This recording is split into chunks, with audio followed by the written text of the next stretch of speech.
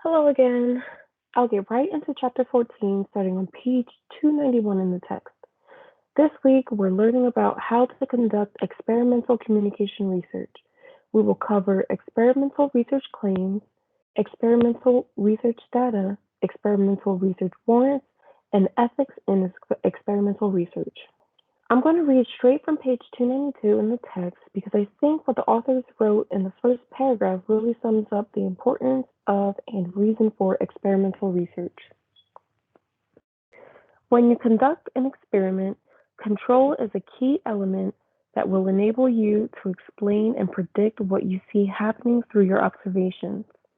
Experimental research came about because of a desire to construct a sound causal argument. In other words, researchers were keenly interested in showing that variable X, and not W or Z, causes effects or changes in variable Y. The accuracy of your predictions is reflective of a strong causal argument based on the warrants of validity and reliability. From a discovery paradigm perspective, you will have succeeded in an accurate and precise representation of the way things work when you have warranted your causal argument by ruling out alternative or rival explanations. Because experimental research requires a certain level of control to advance causal arguments, hypotheses must be deduced from theories tested through controlled experiments and supported by statistical evidence in order to be considered valid and reliable. Therefore, deductive reasoning starts with a generalization supported by observations for the purpose of reaching a conclusion, while inductive reasoning relies on observations to form generalizations and inferences about communication behavior. Figure 14.1 on page 293 displays a deductive model of experimental research where claims are deduced from theory and past research and hypotheses predict patterns of manipulation that affect independent and dependent variables. According to the model, we would then design an experiment for observing those effects, and our observations precisely and systematically verify the predictions. Arguments of causal relationships between variables rely on deductive reasoning and establishing causality via three criteria: time order, covariation, and control of rival explanations or hypotheses.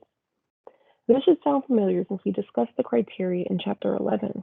With the first criterion, manipulation of the independent variable occurs prior to changes in the dependent variable. The second criterion asserts that variable changes must occur together, meaning changes in the independent variable must be accompanied by changes in the dependent variable. And the third criterion, controlling for competing explanations, asserts that the effect on the dependent variable can only be accounted for by the independent variable. That is, there is no third factor that can explain the change in the dependent variable. Intervening variables or independent variables that can cause a change in dependent variables. It's important to control for such variables to ensure the strength of a causal argument. In addition to the aforementioned criteria, researchers also use manipulation checks to determine whether manipulation of the independent variable was successful.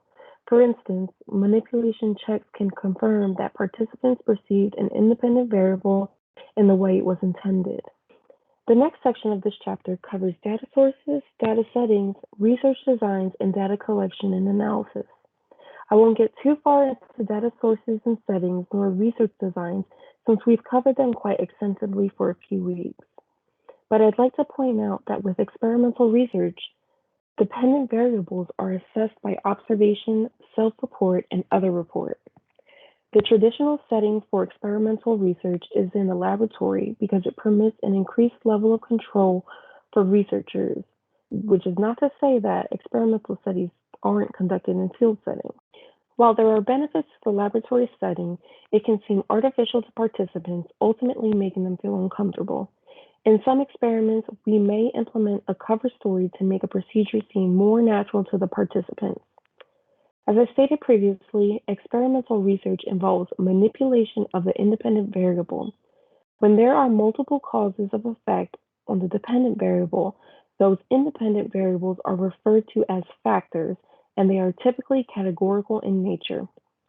A research design statement is used by researchers to clearly display the number of independent variables or factors tested and the number of categories each variable will have.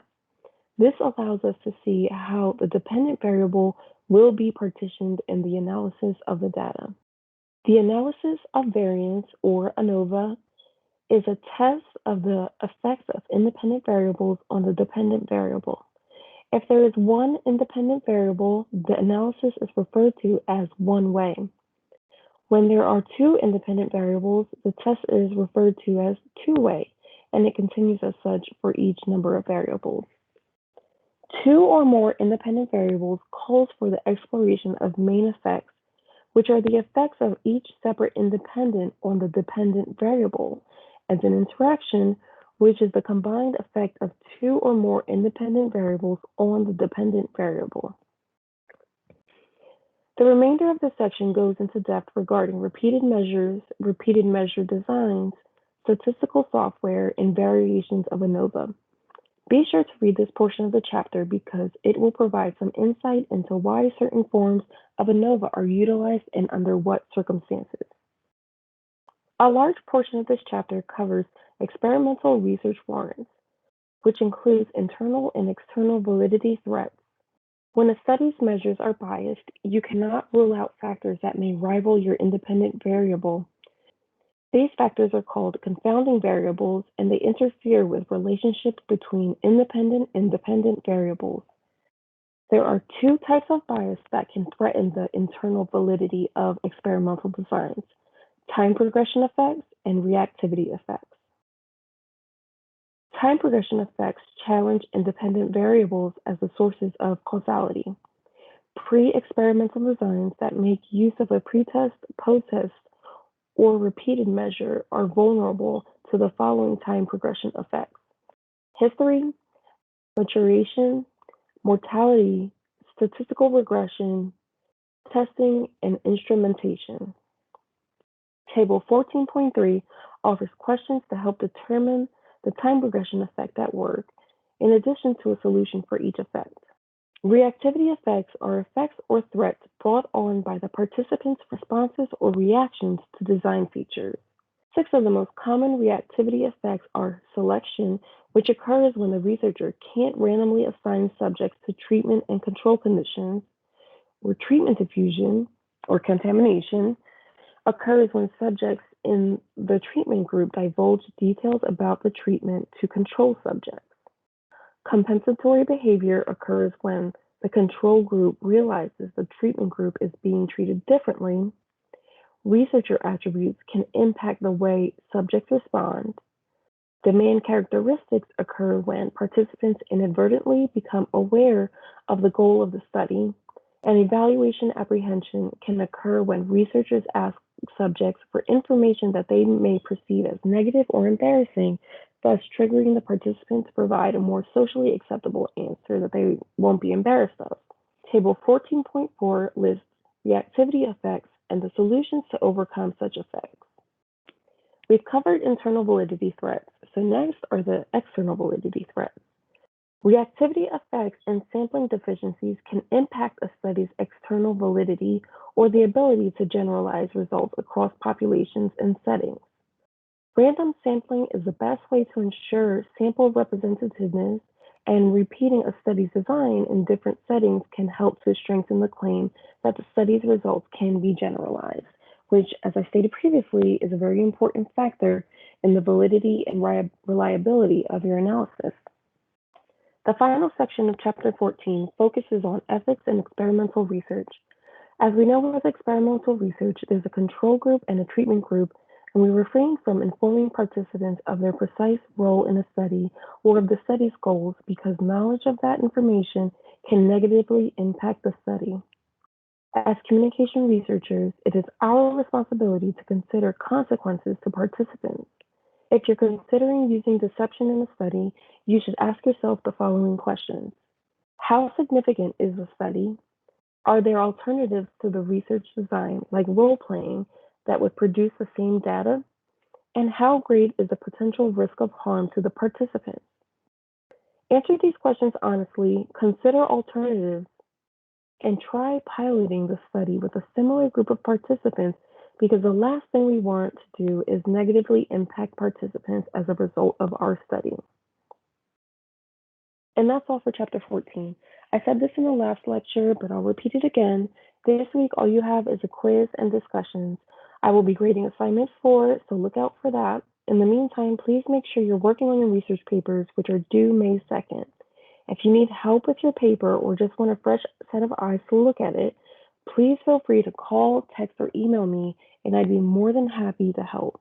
That said, please don't wait until the final hour to send me your paper if you'd like me to read it over because weekends with my 3 kids are hectic and I'd hate not to be able to give your work the attention it deserves. That's all for me. Continue working hard and finish the semester strong.